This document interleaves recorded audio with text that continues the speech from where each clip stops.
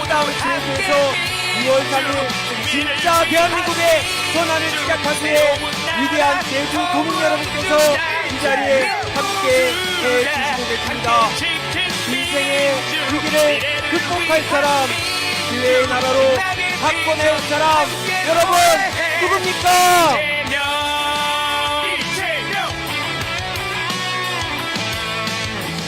네, 잠시만 더 기다려주십시오. 이재명 후보님께서 이 지점에서 여러분들과 맞이할 시간을 기다리고 계십니다. 잠시 후면 이재명 후보님께서 이 자리에 오실 텐데요. 그때까지 여러분께서 큰 박수와 함께 이재명 후보가 등장하시게 되면 맞이해 주셔야 됩니다. 그런데 여러분, 후보님 말가 잘 안 들립니다. 한번 연습해볼까요? 후보님이 도착하셨습니다. 네, 여러분 드디어 오셨습니다. 제주의 자연과 공존하고 농민과 어민의 땀에 응답할 미래를 실현할 사람 이재명 후보님 오셨습니다. 다 함께 외쳐주십시오. 이재명, 이재명, 이재명, 이재명, 이재명, 이재명. 네, 후보님께서 우리 제주 도민 여러분과 함께 사진을 찍겠습니다. 네, 여러분 계속 큰 박수 부탁드립니다. 네, 나머지 두 분은 내려와 주시면 되겠습니다. 네, 유성권 문대림 의원님 올라와 주십시오.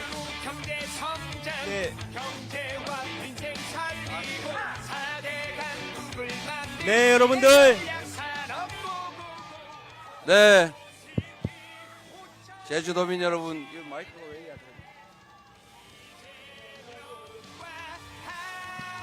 네.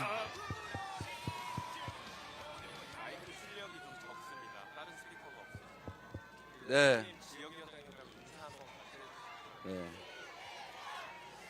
네. 자, 제주도민 여러분, 이재명입니다. 인사드립니다. 우리 제주도에 국회의원 세 분이 계시는데 우리가 서귀포를 이번에는 선거기간이 너무 짧아서 가기가 어렵게 됐어요. 우리 서귀포에 우리 의원님 우리 미성걸 의원님 죄송하게 생각되는데 격려 박수 부탁드립니다. 제주도는 잘 지키고 있는 거죠? 네, 우리 문대림 의원은 어떻습니까? 박수 한번 부탁드립니다. 그리고 우리 김한규 의원님 너무 잘나서 옆에 서 있고 싶지 않은데 네, 잘하고 있죠? 우리 잘 준비된 민주당의 일꾼이니까 여러분들이 잘 부리시기 바랍니다. 감사드립니다. 화이팅! 네, 다음은 오늘 이 자리에는 제주 4.3의 아픔을 가슴에 안고 살아계신 유가족분들께서 이 자리에 함께 해주셨습니다. 제주의 봄에 염원하는 마음을 담아 꽃으로 만든 투표 기호를 후보님께 전달하겠습니다. 네, 큰 박수 부탁드립니다. 네, 오른손에 끼워주시면 됩니다. 오른손에요. 네, 여러분 사전투표는 5월 29일, 30일 다음 주 목요일, 금요일입니다. 우리가 투표하면 진짜 대한민국이 옵니다. 아픔을 희망으로 바뀌는 손길에 큰 박수와 함께 마음을 보내주십시오.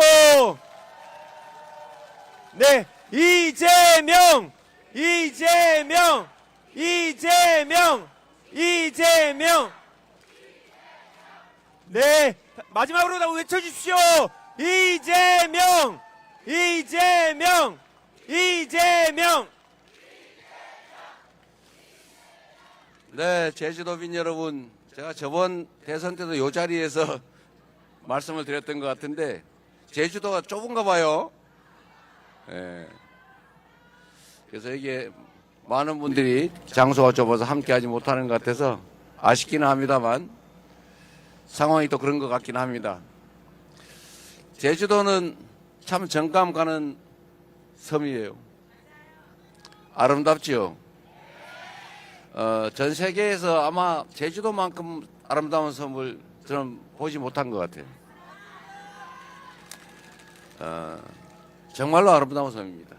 그런데 이 아름다운 섬에 가슴 아픈 사연이 있죠. 지금은 정말로 아름다운 그리고 희망이 있는 그런 섬처럼 보이지만 이 땅 속에는 한을 품고 묻힌 많은 사람들이 있죠. 같은 날 제사를 지내는 동네가 많다면서요. 그 얼마나 가슴 아픈 사연이겠습니까? 이 아픈 제주도 이제는 평화와 화해의 땅으로 세계적인 관광 도시로 아름답게 잘 갖고 가야 되겠죠? 저는 제주도가 너무 아름다워서 일부러 제주도를 안 오다가 결혼할 때 오려고 일부러 안 왔어요. 제가. 그래가지고 제가 제 아내하고 결혼한 다음에 일주일 휴가 잡았다가 너무 아름다워서 13일인가까지 미뤄서 재판 연기해가면서 제가 더 있었습니다. 정말 제주도의 구석구석을 다 가봤죠. 성산에서 낚시도 해봤는데 그때 낚시 잘 못할 때인데 손바닥만한 뱅어돔도 잡았었어요. 너무 기억이 아름다운 기억이 많습니다. 이 아름다운 섬들을 앞으로 참으로 잘 갖고 가면 좋겠어요. 제주도에는 이게 삼다도라 그래서 바람 많고 돌 많고 또 뭐 하나 더 많다던데 이게 참 위험해서 내가 말을 생략한 겁니다. 이 바람도 지금은 큰 자원이 되지 않았어요? 제주도는 이제 앞으로 얼마 지나지 않으면 화석 연료를 사용하지 않는 그야말로 완벽한 친환경 에너지로만 살아가는 그런 정말로 새로운 도시 섬이 될 겁니다. 지금도 많은 준비를 하고 있죠. 좀 비싸긴 하겠지만 그러나 이 풍력 발전도 앞으로는 화석 연료 발전보다는 훨씬 싸질 가능성이 많습니다. 재생에너지 사회로 우리가 신속하게 넘어가야 되고 제주도가 아마 대한민국의 재생에너지 사회의 선도적인 지역, 모범적인 도시가 될 것입니다. 또 그렇게 만들어야 됩니다. 그게 제주도의 새로운 기회가 되지 않을까 생각합니다. 맞죠?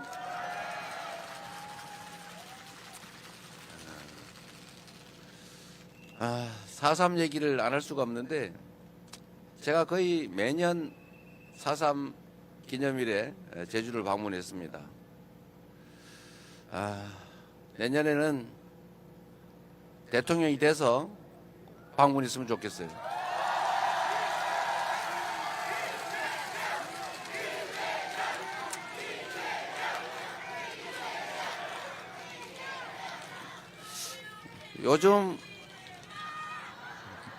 요즘 제주도 4.3과 관련해서 저는 참 많은 생각이 듭니다.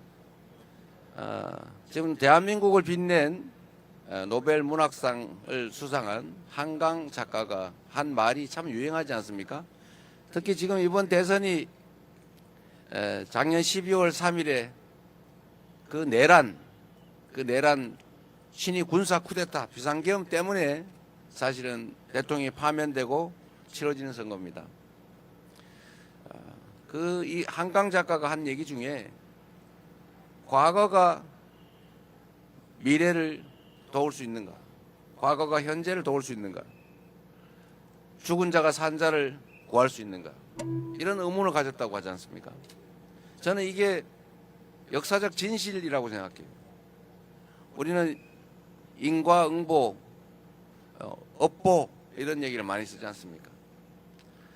제주 4.3은 우리나라 최초의 계엄, 비상계엄으로 제주도민의 10분의 1이 학살당한 사건이죠. 저는 그 구체적 장면들을 또는 그 광경들을 설명을 들을 때마다 정말로 끔찍해요. 어떻게 인간에게 그렇게 잔인할 수 있는가? 어떻게 사람을 생명체로 존중하지 않고 우주의 무게로 존중하지는 못할 망정 최소한 동물이나 곤충처럼 우리가 취급하지도 못한 것이죠. 우리는 곤충을 한 마리 밟을 때도 망설이지 않습니까? 그런데 같이 살아가는 사람에게 그렇게 잔인하게 대량 학살을 저지를 수 있는가? 인간의 광기라고 하는 것은 어디까지 갈 수 있나? 인간의 권력욕, 인간의 사적 욕망이라는 게 정말 한계가 있는 것인가? 이런 생각이 많이 듭니다. 만약에 4.3 이 학살에 대해서 우리가 좀 빠른 시간에 진상을 철저하게 규명하고 그에 상응하는 책임을 엄정하게 물었더라면, 그랬더라면 광주 5.18 학살이 있었을까요? 저는 없었을 거라고 생각합니다. 그걸 전혀 책임을 묻지 않았기 때문에 결국은 광주 5.18 학살이 발생한 거죠. 그런데 역사는 역시 진보하는 것 같아요. 우리 제주는 이 4.3 사건 때문일 텐데 자기의 정치적 신념을 전혀 표현하지 않잖아요. 그래서 어제 누가 그런 얘기를 하던데 제주도에 왜 무소속이 많이 됐을까? 정치인들이 여당도 야당도 아닌 무소속만 찍는다. 그게 최근에는 이제 민주당으로 많이 바뀐 것 같아요. 그것도 아마 정치적 성향을 드러내면 위험하다라는 그런 역사적 체험 때문이 아닐까. 그 잔인한 기억 때문이 아닐까 생각이 되더라고요. 좀 어떠세요? 그러나 이제는 정치적 신념을 자유롭게 표출하지 않습니까? 제주 4.3에 대해서 저는 우리 더불어민주당이 노무현 대통령이, 문재인 대통령이 참으로 많은 진척을 이뤄냈다고 생각해요. 진상규명도 했고 사과도 했고 법도 만들고 보상도 했지 않습니까? 그 점을 우리 제주도민들이 인정해주고 계시는 거죠? 그래서 제주는 아마도 우리 더불어민주당이 대형 사고를 치지 않는 한 이 성과에 대해서 많은 오랜 시간 기억해 주실 거라고 믿습니다. 그러나 아쉬운 것은 조금 일찍 했더라면, 조금 더 일찍 했더라면 광주에 수백 명이 학살되는 그런 일들은 없었을 것이다 라는 아쉬움이 있죠. 그래도 안 하는 것보다는 하는 게 낫죠. 한다면 조금 빨리 했으면 좋았겠다, 이 말씀을 먼저 드리고요. 저는 광주 5.18 광주 민주화운동, 그것도 역시 이번 작년 12월 3일 내란 극복에 크게 영향을 미쳤다고 생각합니다. 물론 광주 5.18 민주화운동에 대해서도 아주 오랜 동안 그 진실이 감춰졌고 그에 속은 저 같은 사람도 광주 그 억울한 희생자들을 폭도로 가해자로 생각했고 그래서 2차 가해 비난을 했지 않습니까? 그러나 결국은 많은 사람들의 노력으로 그 진실이 알려지고 그래서 결국은 늦었지만 재판이 이루어지고 잠시라도 구속이 되고 사면되긴 했지만 처벌을 하기는 했죠. 미흡하지만. 그래서 그 기억 때문에, 그 과거 역사 때문에 작년 12월 3일 밤에 계엄군 일선 지휘관과 병사들이 적극적으로 의회 난입을 하지 않았던 것입니다. 그 경험, 그 역사가 작년 12월 3일에 계엄을 사실상 절반은 막아준 것이죠. 우리 국민들도 마찬가지 아니겠습니까? 그 광주 5.18의 기억 때문에 결국은 국회를 에워싸고 우리 더불어민주당 의원들이 목숨을 걸고 국회 안으로 담을 넘어 들어가서 계엄 해제를 할 수 있게 만들어준 것 아니겠습니까? 그래서 수많은 사람들이 학살되었을 그 가능성을 막은 것입니다. 저는 그날 밤만 생각하면 지금도 모골이 송년해요. 그들은 수백 명을 배에 실어서 백령도 가는 선상에서 폭파시켜서 수장시켜 죽이려고 했지 않습니까? 그리고 5천 명에서 10,000명을 이런 방법 저런 방법 군 막사에 집어넣고 폭탄을 터뜨려서 죽이고 수리탄을 터뜨려 죽이고 죽지 않으면 확인 사살하겠다는 계획까지 세웠잖아요. 그것만 가지고는 부족하니까 음식물, 식수에다가 독극물, 화학약품 넣어가지고 어떻게 하자 이런 계획까지 메모되어 있지 않습니까? 실제로 그랬을 집단 아닙니까?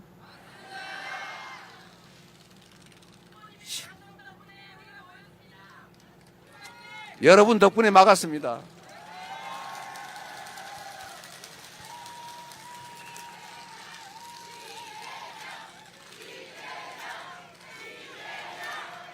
그날 밤에 광주 5.18의 그 장성들을 처벌하는 장면, 그 역사가 그래도 진상을 일부나마 규명하고 일부나마 적정하게 되지는 못했지만 일부나마 책임을 물은 그 역사가 결국 12월 3일에 계엄을 막았고, 광주 5.18에서 희생된 그 수백 명의 영령들이, 즉 죽은 자들이 12월 3일 작년 대한민국 국민들을 살려낸 것 아니겠습니까? 그래서 여러분, 지금 우리가 살아가는 이 장면도 대한민국 역사의 일부입니다. 지금 이 순간에 우리의 행동, 선택, 판단, 실천이 우리의 미래들에게, 우리 미래의 대한민국 국민들의 목숨을 살릴 수도 있고 죽일 수도 있고, 그 미래의 대한민국을 망칠 수도 있고 흥하게 할 수도 있는 것입니다. 이번 6월 3일 대한민국 대통령 선거는 작년 12월 3일에 시작된 세 번째 제주 4.3을 청산하는 과정입니다. 확실하게 진압하고 확실하게 책임을 묻고 진상을 철저히 규명해서 엄정하게 국민이 살아있음을, 이 나라 주인이 국민임을, 국가의 어떤 권력도 어떤 권력자도 국민을 배반해서는 살아남을 수 없다는 것을 확실하게 보여줘야 하지 않겠습니까?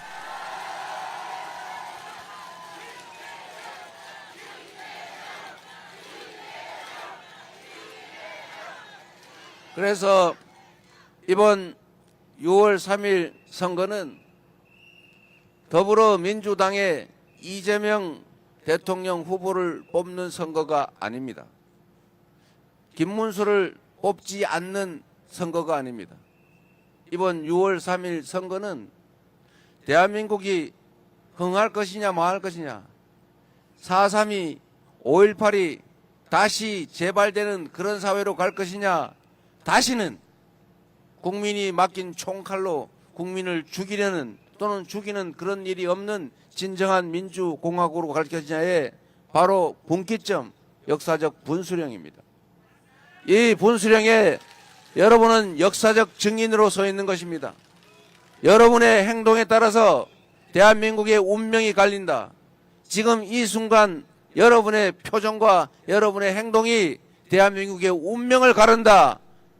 동의하십니까, 여러분? 이재명을 뽑지 말고 여러분을 이 나라의 대통령으로 뽑는, 진짜 국민이 주인인 진정한 대한민국을 만드는 선거다. 그렇게 생각해 주시기 바랍니다, 여러분.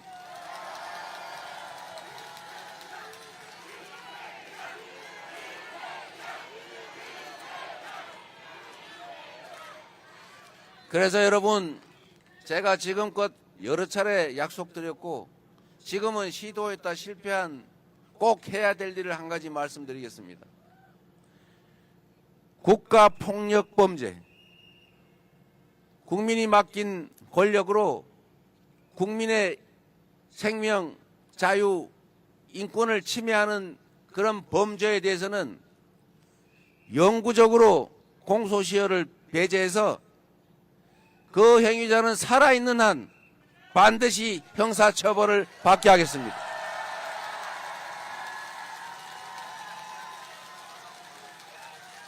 그리고 그에 더해서 민사 손해배상 시효도 제한해서 그 국가폭력 범죄자가 재산을 물려준 범위 내에서는 그 후손들조차도 끝까지 책임지도록 하겠습니다.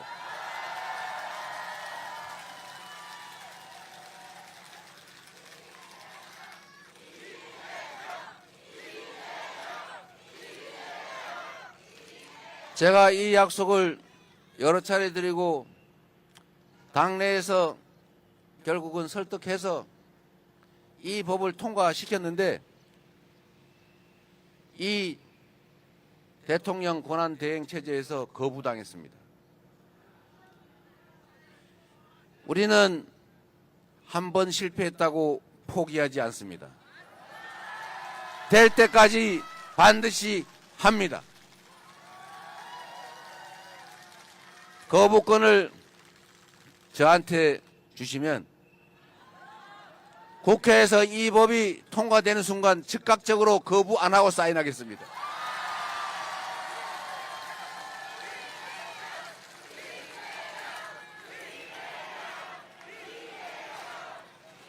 이거는 사감이 아니라 보복 감정이 아니라 한 생명이 우주의 무게를 가진 고귀한 존재인데 누군가의 그 하찮은 욕망, 권력욕, 재산욕, 물욕 때문에 누군가의 우주를, 한 가족을, 한 사회를 파괴하는 그런 반인륜적인 그런 행위는 절대로 이 대한민국에 다시는 벌어지지 않게 하기 위한 그런 조치 절대로 잊지 않고 가장 빠르게 해내도록 하겠습니다.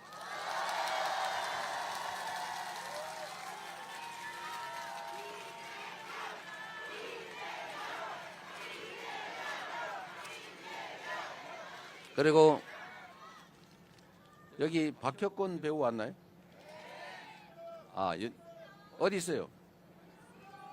잠깐 한번 와보세요. 올라와 보세요.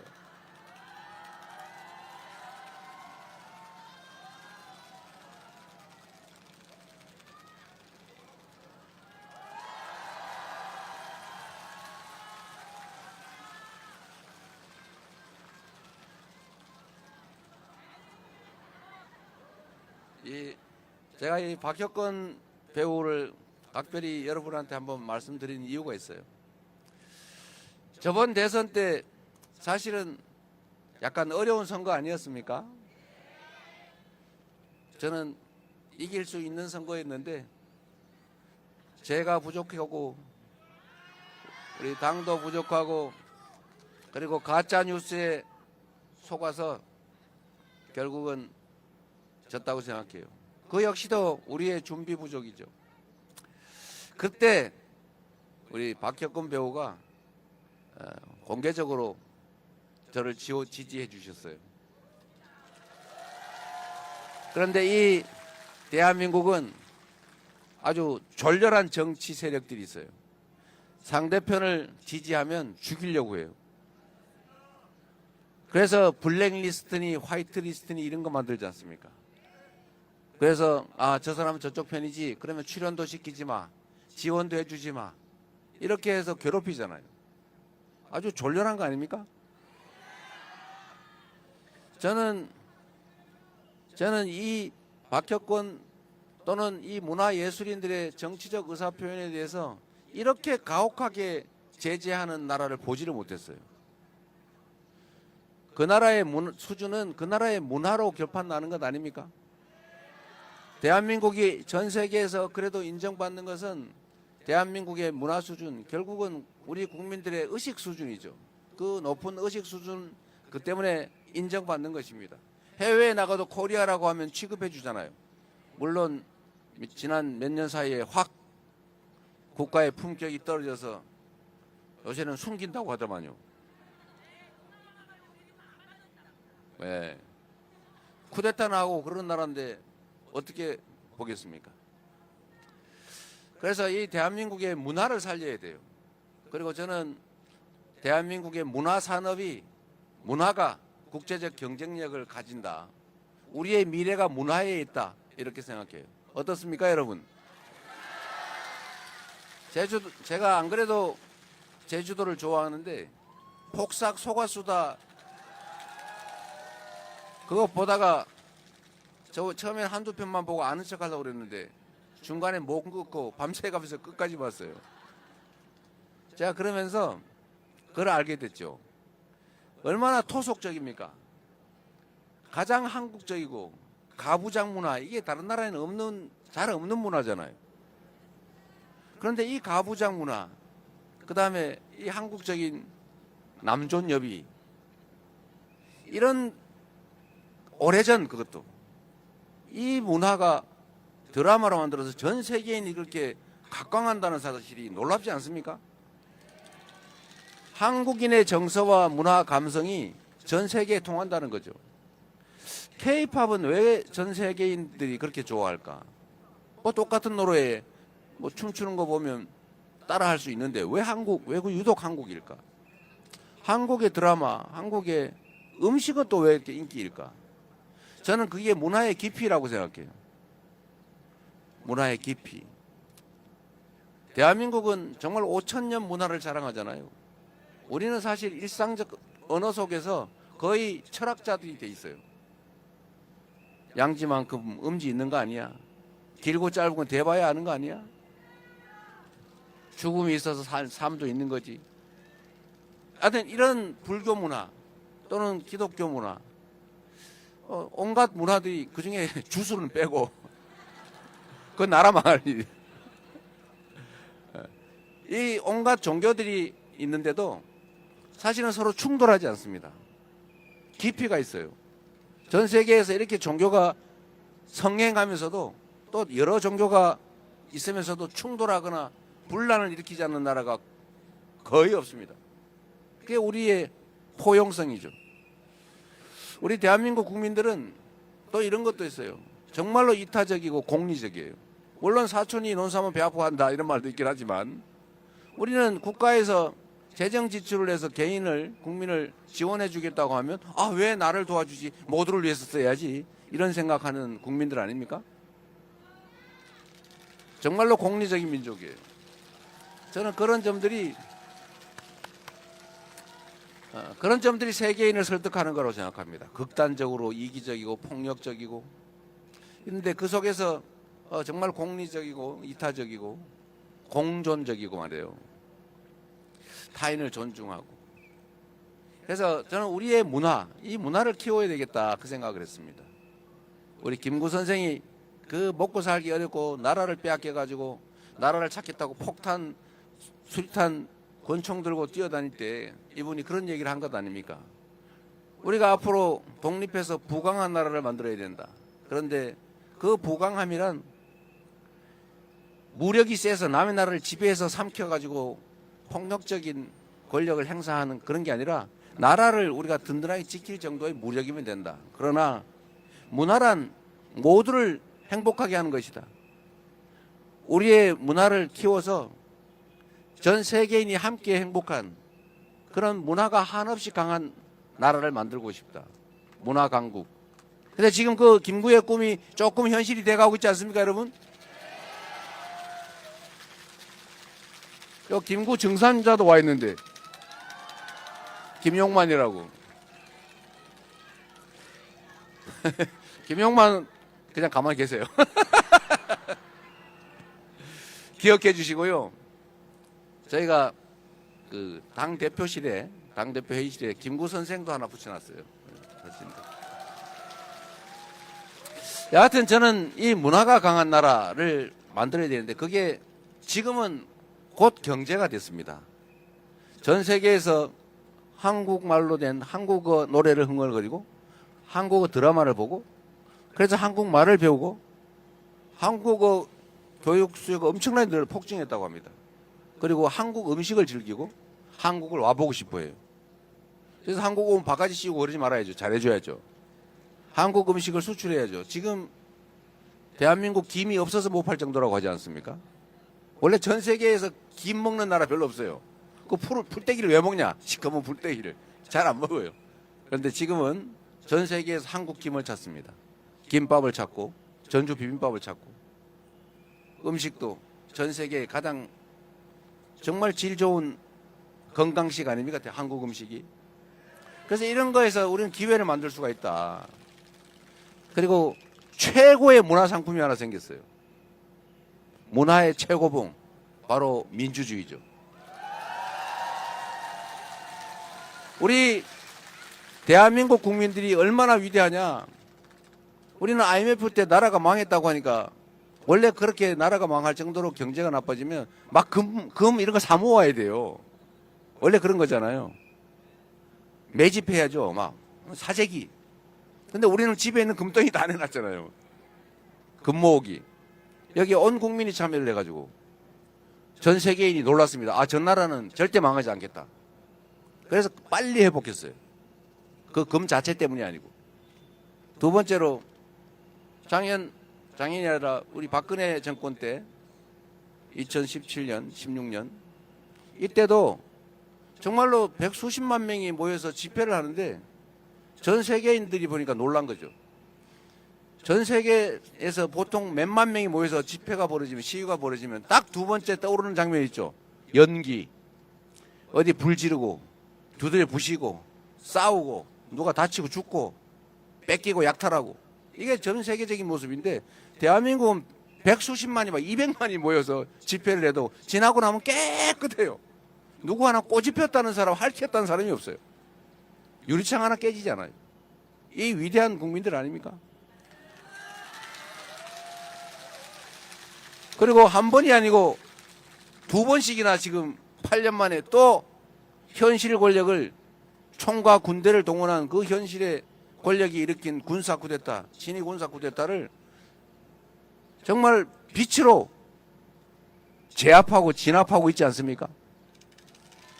이 위대한 국민들이에요. 전 세계인들이 작년 12월 3일 밤에 놀랬죠. 잘 나가던 대한민국이 전 세계에서 해방된 국가 중에, 식민지에서 독립한 나라 중에 소위 산업화, 먹고 살만해지고 경제적으로 성공하고 거기다가 민주화까지 성공한 나라가 대한민국밖에 없어요. 아마 전무후무할 것입니다. 앞으로도 쉽지 않을 거라고 해요. 그런 위대한 나라인데 아니 무슨 군사 쿠데타냐? 저 나라 이제 망했구나 이제. 아 이거 잘 나가는 것 같아. 어째 이상하다 했어.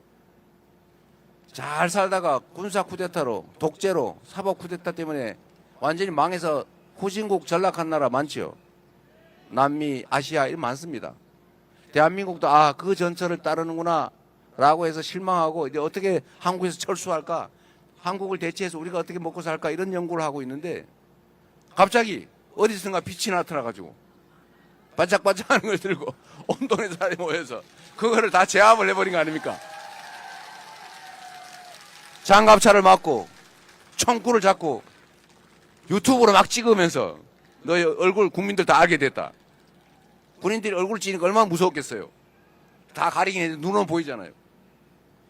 어쨌든 이런 국민들의 행동, 실천 때문에 결국 절대 거의 실패하지 않는다는 99.99% 성공한다는 현 권력자의 친위 군사 쿠데타가 실패한 것입니다. 여러분.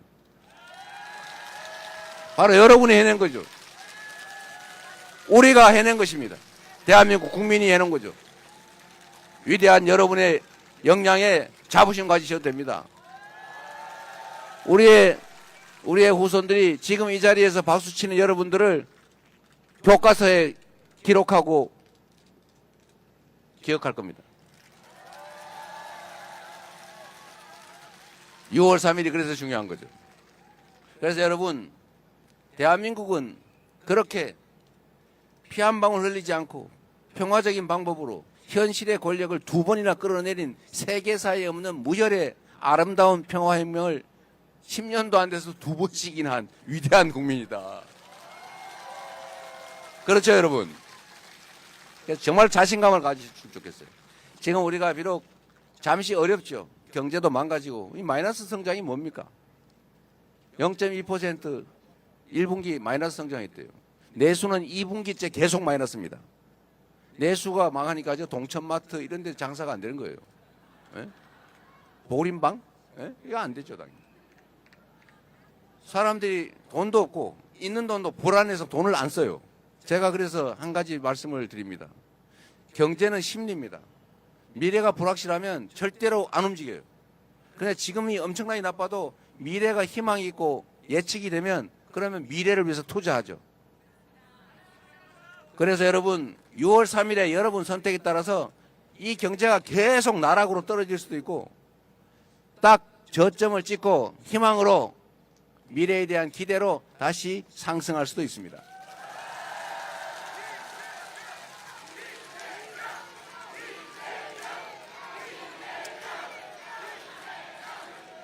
우리는 이 현실의 지금 당장의 어려움을 6월 3일을 기점으로 반드시 이겨낼 것입니다. 제가 장담하는데 똑같은 조건에서도 여러분 이 주식 투자 많이 하시죠? 똑같은 조건에서 특별한 조치 없이도 주가는 상승 곡선으로 전환할 거예요. 이유가 있어요. 우리가 산업 경제 정책을 새롭게 재편할 겁니다. AI 첨단 기술 산업 중심으로 이 나라를 신속하게 전환해 가야죠. 물론 정부가 역할을 해줘야 됩니다. 기업들도 노력해야죠. 방향을 정해주고. 두 번째, 재생에너지 산업을 대대적으로 키워야죠. 무식하게 태양광 산업 수사한다고 다 망가뜨려 놨는데 전 세계에서 재생에너지 생산이 안 되면 앞으로는 물건을 못 팝니다. 수출국가, 통상국가 대한민국의 글로벌 수출 기업들이 너네 이거 재생에너지로 생산한 거야? 화석연료로 생산한 거야? 이렇게 물어보면 재생에너지로 생산하는 건 안 산다. R200 이게 세계적 표준이 되지 않았습니까? 어디서 많이 들어본 얘기죠. 그리고 이제 유럽에 수출하려면 너네 이거 탄소 배출하면서 생산한 거지? 그러면 탄소 부담금을 부과합니다. 그러면 경쟁력이 떨어지죠. 쉽게 말하면 이제 수출을 할 수가 없게 돼요. 그러니까 신속하게 재생에너지 사회로 전환해 가야 됩니다. 산업 전환을 하면 일자리가 생겨요. 문제는 지금 당장 돈이 없다는 거죠.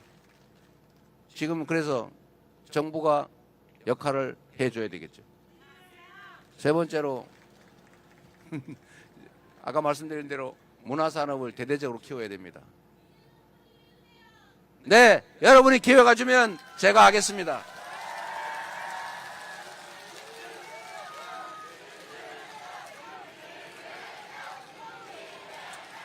그리고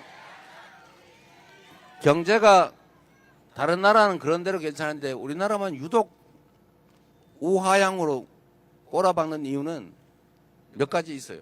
일단 아까 말씀드린 대로 정부 정책이 산업경제정책이 없어요. 이걸 산업경제정책을 제대로 수립해서 미래를 보여줘야죠. 우리는 이렇게 갑니다. 그러니까 앞으로 이런 쪽에 투자하세요. 이 길로 갑시다. 이렇게 방향을 정해줘야 되잖아요. 그게 리더가 하는 일 아닙니까? 그러나 이거는 단기적 효과는 크지 않아요. 좀 길게 봐야죠. 이제 두 번째, 대한민국의 가장 큰 리스크는 평화예요. 여기는 휴전선에 좀 멀리 떨어져 있으니까 좀 어떨지 모르겠는데 대한민국이 제주도를 포함해서 전부 전쟁 리스크에 노출되어 있습니다. 전 세계에서 군사 밀도가 가장 높아요. 아직도 여전히 법률적으로는 전쟁 중입니다. 휴전 중이죠. 정전 중. 그런데 북한과 너무 지나치게 강대강 대치 전략을 취하는 바람에 사이가 너무 나빠졌어요. 그래서 전 세계가 저 동네가 언젠가는 군사적으로 충돌하겠구나. 저 전쟁이 날 가능성이 있네. 라고 하는 것 때문에 한반도에 대한 투자를 망설이게 됩니다. 기존 투자도 빼게 되죠. 이 한반도의 평화 리스크를 줄여야 돼요. 즉 남북 관계를 평화적으로 개선해 나가야 됩니다. 이것도 시간이 많이 필요하겠죠. 그러나 단기적으로 당장 효과 있는 건 있어요. 시장이 공정하면 투자하겠죠. 그런데 시장이 불공정하면 내가 주식을 샀는데 아니 이 주식을 어떤 친구가 주가 조작을 해요. 막 부담 그러니까 바로 김건희 떠올라요. 그리고 불공정하게 누군가는 대량 공매도를 막 해버려요. 그러니까 이게 균형이 안 맞다. 주가 조작해도 힘세면 다 봐주더라. 전 세계에 광고를 했잖아요. 대통령 부인이 주가 조작에 연루됐다는데 저기는 힘세면 처벌이 안 되네. 이렇게 시장에 대한 불신, 시장이 투명하고 공정해야 되는데 불공정하다고 믿어지면 누가 그 시장에 주식을 사겠습니까? 그러니까 우리 젊은이들이 그렇게 얘기하잖아요. 국장 탈출은 지능순 이러면서 미국에 투자하잖아요. 그거 젊은이들 잘못이 아니죠. 국내 시장을 못 믿겠는데. 그러나 이 문제는, 이 시장의 불공정성 문제는 6월 3일 선거가 끝나는 순간에 해결이 됩니다.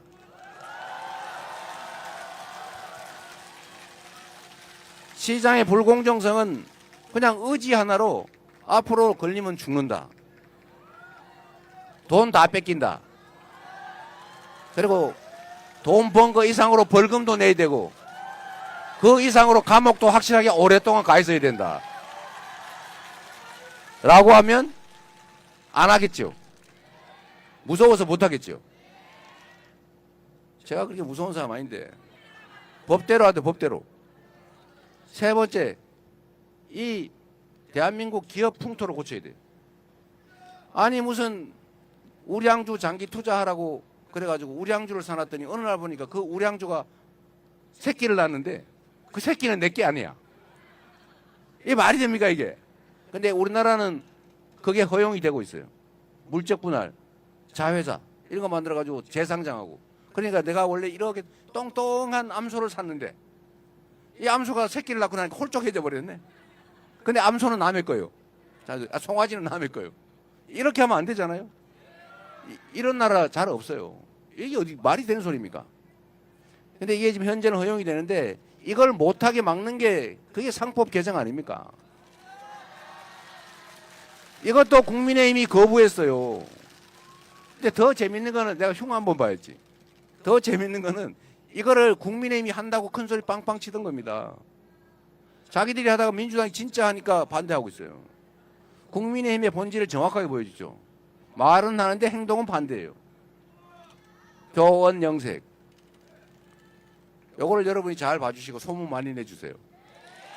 그래서 어쨌든 이런 경영 지배권 남용을 막아서 공정한 기업 경영을 하게 하면 또 그 자체로 좋아지겠죠. 이건 금방 할 수 있죠. 또 마지막으로 이런 거 있어요. 이 주식하는 분들 들으라고 한 얘기인데 제가 주식 좀 했지 않습니까? 제가 휴면 개미, 왕개미는 아니고 중개미 이 정도 됩니다. 그런데 우리나라는 배당을 안 해줘요.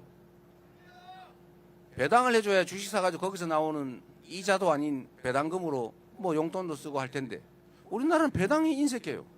돈을 10조 원을 벌어도 배당을 2조 원밖에 안 해요. 1조 원, 2조 원 이렇게밖에 안 해요. 다른 나라는 보통 한 5조, 6조 한단 말이에요. 배당 성향이라고 하는 게 너무나 해서 중국 그 공산국가의 기업보다 배당이 더 낮아요. 이게 이상하잖아요. 이 배당을 늘려야 됩니다. 배당을 워낙 안 하다 보니까 주가가 왜곡돼 있어요. 주식이 이 객관적 가치가 10만 원인데 실제 거래되는 가격은 10,000원이에요. 그 10,000원짜리 사가지고 이걸 기업을 해산을 해버리면 10만 원 생기는 거예요. 이게 말이 안 되잖아요. 근데 0.1 PBR 0.1 주가 순자산 비율 이런 주식이 늘렸어요. 이 비정상 주식 시장이에요. 이런 것만 교정을 하면 지금 상태에서만도 주가는 많이 개선될 겁니다. 주식시장이 살아야, 주식시장은 자본주의 시장 경제의 심장이에요. 주식시장이 살아야 기업들이 이자 부담 없이 자본 조달을 할 수 있어요. 국민들도 투자 기회를 늘려요. 우리나라는 투자할 때가 부동산밖에 없으니까 전부 부동산 몰려가지고 이게 부동산 문제가 심각한 거 아닙니까? 부동산 말고 투자할 데가 없어요. 그러니까 주식시장에도 살면 그 투자가 좀 주식시장으로 몰리면 부동산 시장도 좀 안정이 될 텐데 전부 부동산 투자라는데 이것도 그 측면에서도 자본시장 이걸 살려야 돼요. 그러니까 주식시장이 이상하다 보니까 전부 코인으로 몰려갔잖아요. 코인도 우리가 보호해 줘야죠. 실제로 있는 시장인데. 하여튼 이런 게 하나도 안 되는 이상한 나라가 됐어요. 그러니 경제가 살려야 살 수가 있습니까? 숨 막혀 질식해서 죽지요. 이걸 해결하는 첫 날, 그게 25년 6월 3일이다. 맞습니까, 여러분?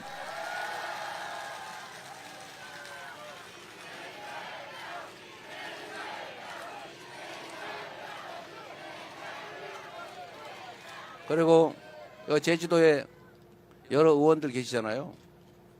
국회의원도 그렇고 시장, 도지사, 시장은 없군요, 여긴. 도지사, 도의원, 대통령까지. 이 사람들은 누가 생각하는 것처럼 지배자들이 아닙니다. 여러분보다 높은 사람이 아니죠. 우리는 뽑아놓고 숙모하는 경향이 없지 아니한데 우리가 일 시키려고 뽑아놓은 우리의 신분권 아닙니까? 그래서 여러분 이번 대통령도 높은 사람 뽑는 게 아니고 그 사람이 높은 사람인 건 맞아요. 우리가 뽑아놓은 머슴 중에 높은 사람, 상머슴. 그 머슴은 덕목이라고 하는 게 있죠. 유능하긴 한데 잔머리 굴리는 나쁜 사람이다. 그러면 도둑질 당할 가능성이 많죠. 첫째, 충직해야 됩니다. 국민에게 충성스러워야죠.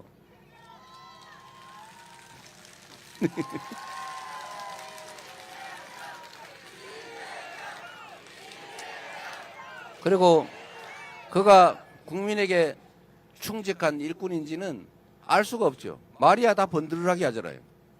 지금 다른 후보들도 다 똑같이 얘기해요. 그런데 어떻게 판단하느냐? 살아온 과정을 봐야죠. 그의 과거는 그의 미래의 거울이다. 맞습니까? 약속을 지킬지 안 지킬지는 과거의 공약을 제대로 지켰냐 안 지켰냐 보면 알죠. 제가 공약 잘 지키기로 유명하지 않습니까?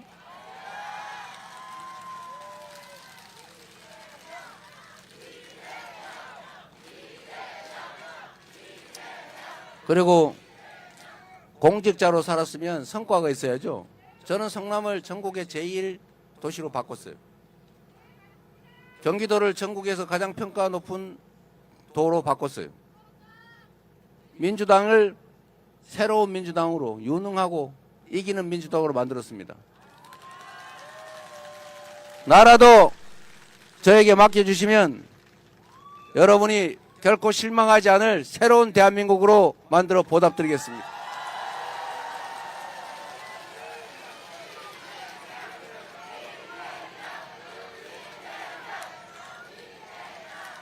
충직하고 유능한 일꾼을 뽑으면 여러분들이 팔다리 고생을 좀 줄이고도 지금보다 훨씬 더 잘 살 수 있다. 이렇게 말씀드립니다.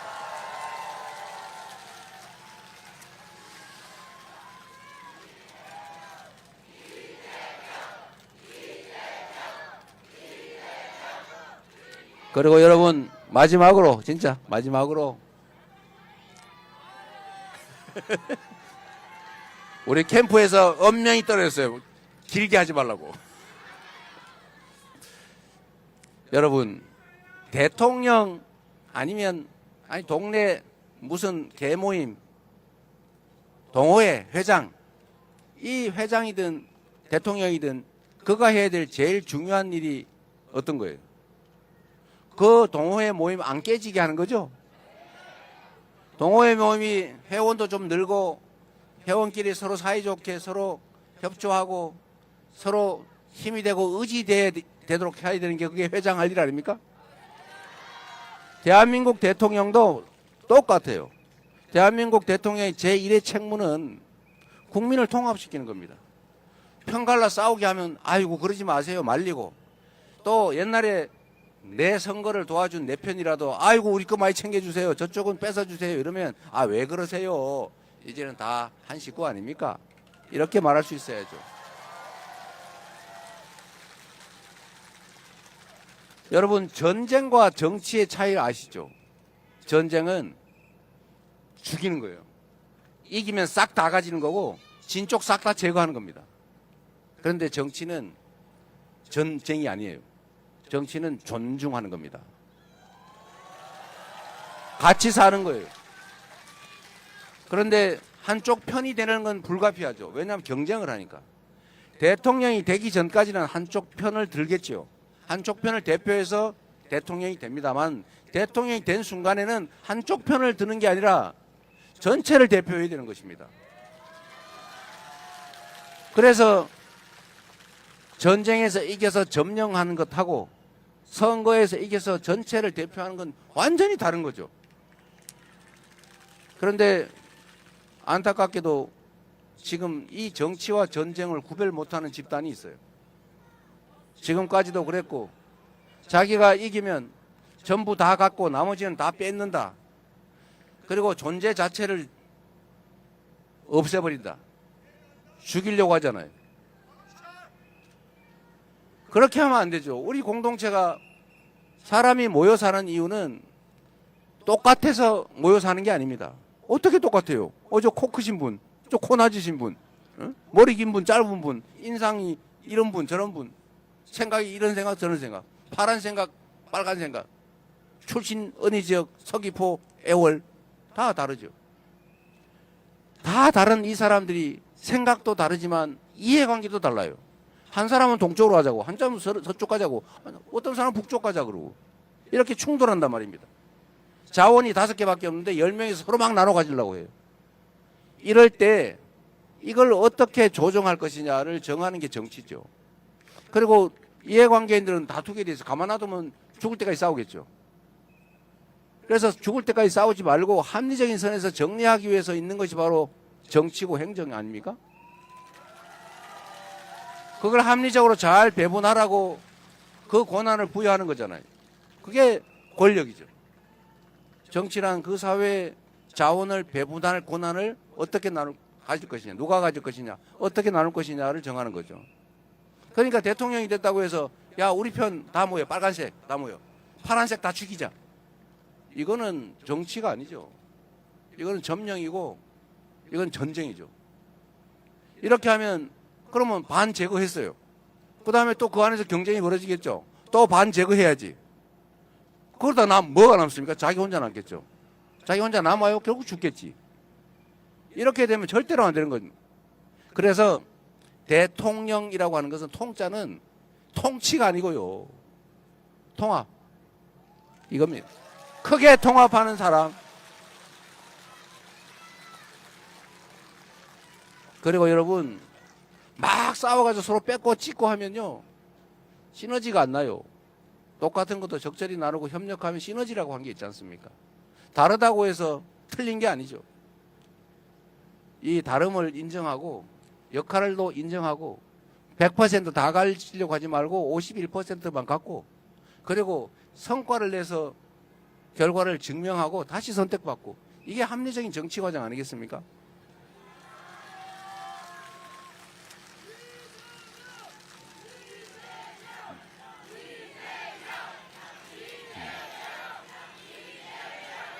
특히 제주는 4.3을 겪은 후에 평화의 섬, 화해의 섬으로 명명했지 않습니까? 대한민국도 그래야죠. 남북이 갈라져서 지금껏 싸우고 있고 영남이니 호남이니 그래가지고 또 싸우고 이제는 나이 든 사람, 젊은 사람 갈라서 싸우고 이제는 남녀를 갈라 싸워요. 그렇게 편 갈라가지고 갈라치기 하면서 싸움 시키면 그게 정치입니까? 그거는 정말로 나쁜 사회에 해악을 끼치는 절대 해서는 안 될 폐악이에요. 폐악. 갈라치기, 편 나눠 싸우기. 그래서 그 속에서 자기의 개인적 정치적 이익을 취하면 자기야 좋겠지만 사회는 망가지는 거 아닙니까? 저는 그런 정치 절대로 해서는 안 된다고 생각해요.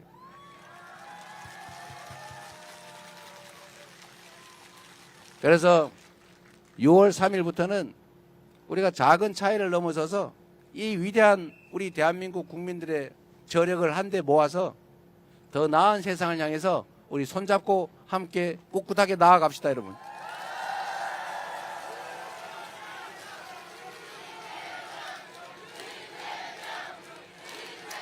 그리고 여러분, 우리 캠프에서 저한테 하나 제안을 했는데 우리가 상징 동작이 하나 필요하겠다 그러더라고요. 이걸로 하자.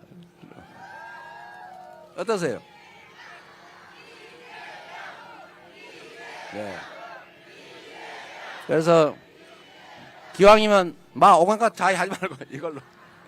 자, 그러면 제가 진짜 하면 대한민국, 지금은 하면 이재명이었어요. 진짜, 지금은, 진짜, 지금은, 감사합니다. 네, 감사합니다. 우리 이재명 후보님께 큰 박수 부탁드립니다.